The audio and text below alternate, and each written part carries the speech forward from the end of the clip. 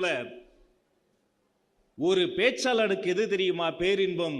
பேச்சுலகின் பிதாமகன் வைகோ அண்ணன் முன்னால் பேசுவதுதான் பேரின்பம்.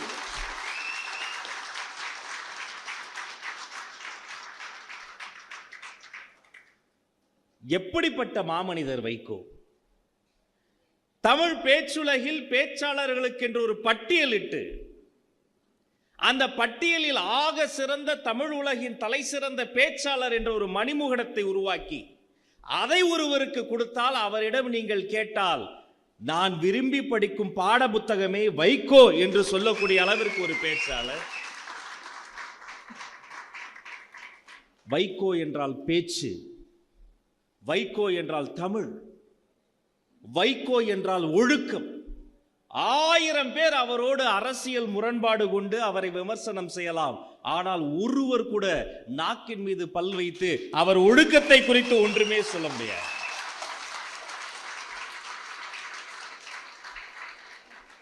சுவையை 6 என்பார், நிலத்தை 5 என்பார், திசையை 4 என்பார், தமிழை 3 என்பார்.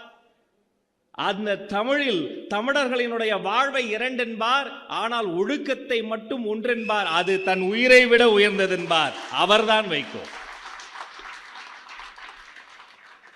எந்த மனிதரை சின்னஞ்சிறு வயதில் அரை டிராயர் போட்டுக்கொண்டு பொதுக்கூட்ட மேடைகளில் அவர் பேசுவதை கேட்பதற்காக கொட்டுமடையில் நனைந்து கொண்டு பார்த்தேனோ அந்த மனிதருக்காக கொட்டுமடையில் வந்து நான் நின்று கொண்டு இருக்கிறேனே. யாருடைய பேச்சை இப்போது இருக்கிற தம்பி தங்கைகளுக்கு தெரியாது. அப்போதெல்லாம் இந்த ஆடியோ கேசட் வரும். அந்த ஆடியோ கேசட்டை திருவிழா கூட்டங்களில் வாங்கி வந்து அப்பாவிடம் சண்டை போட்டு வீட்டில் இருப்பவரிடம் சண்டை போட்டு இன்னிசை பாடலை கொஞ்சம் நிறுத்துங்கள், என் காதுக்கு இதுதான் தேன் என்று யாருடைய பேச்சை கேட்டேனோ அவருக்கு முன்னால் பேசுவதா?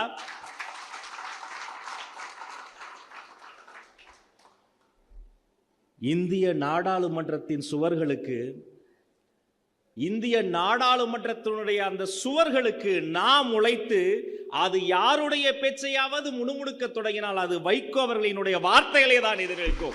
நாடாளுமன்ற புலி அண்ணன் வைகோ.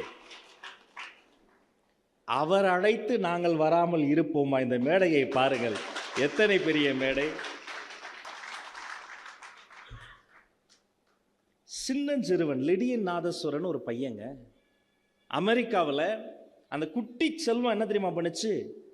அத்தனை பேர் இருக்கிற ஒரு மேடையில் ஒரு பக்கம் ஒரு கீபோர்டு, இன்னொரு பக்கம் ஒரு கீபோர்டு, 2 இசைக்கருவிகள். ஒரே நேரத்தில் ஒரு கீபோர்டில் ஜனகணமன இந்தியாவின் தேசிய கீதம், இன்னொரு பக்கம் அமெரிக்காவின் தேசிய கீதம் ஒரே நேரத்தில் வாசித்தான். அமெரிக்கா எழுந்து நின்று கைத்தட்டியது. இப்படி ஒரு குழந்தையை பார்த்ததில்லை. அந்த லிடியன் லண்டன் மாநகரத்திலே சிம்பொனி இசை இருக்கிறது பாருங்கள். இசைஞானி இளையராஜா அதை செய்து முடிக்க போது அவருடைய வயது மிக பெரியது. இந்த சின்னஞ்சிறுவன் மீசை கூட முழுதாக முளைக்காத இளம் கன்று அந்த சிம்பொனி இசை கலைஞர்களை வைத்து ஒரு இசைக்கோர்வை உருவாக்கி இருக்கிறார். அதை நான் செய்திகளில் பார்த்து கொண்டிருக்கிறேன். என்னுடைய செல்பேசி விடாம அடிச்சுக்கிட்டே இருக்கு. அது பதிவு செய்யப்பட்ட நம்பர் இல்லை. சரி, யாரோ ஒருத்தர் விடாம அடிக்கிறாரே, கொஞ்சம் கோபத்தோட நான் எடுக்கிறேன். யாருப்பா அது விடாம அடிக்கிறதுன்னு? வணக்கங்க, நான் வைகோ பேசுறேன், அண்ணன் பேசுறேன். முதல் அழைப்பு. அவர் என்ன கேட்பார், ஏது கேட்பார்? தனக்கு கேட்பாரா, தன் வீட்டுக்கு கேட்பாரா, தன் கழகத்திற்கு கேட்பாரா? அண்ணன் என்ன தெரியுமா கேட்டாரு? ஒன்றும் இல்லைங்க அமைச்சரே, இந்த செய்தியில் பார்த்துருப்பீங்க, லிடியன்னு ஒரு குழந்தை சிம்பனி அமைச்சிட்டு வரான், முடிஞ்சா அவனுக்கு கொஞ்சம் அரசு மரியாதை தர முடியுமான்னு யாரோ ஒரு குழந்தைக்கு கேட்ட தாயுளம் கொண்ட மனிதர்.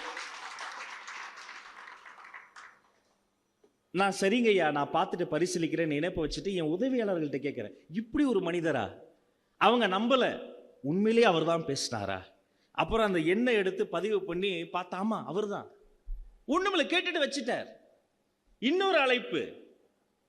சரி, இந்த முறையாவது தனக்காக ஏதாவது கேட்பார். அவர் சொல்றாரு, ஐயா அமைச்சரே, அவர் வயசுக்கு என்ன பாருங்க மரியாதை, எவ்வளவு சின்னஞ்சிருவேன், என்ன பார்த்து சொல்ற, ஐயா அமைச்சரே, தென்னாட்டு பெர்னாட்சா பேரறிஞர் ஐயா அண்ணா அவர்களுக்கு ஒரு பிறந்த நாள் கொண்டாடணும், இன்ன தேதியில கொண்டாடணும், இது வள்ளுவர் கூட்டம்ல நடத்தினா சரியா இருக்குமா என்று இந்த எளியவனை பார்த்து அந்த பெரியவர் கருத்து கேட்கிறார் என்று சொன்னால், இவர் சிந்தையெல்லாம் தமிழ், இவர் எண்ணமெல்லாம் நாடு.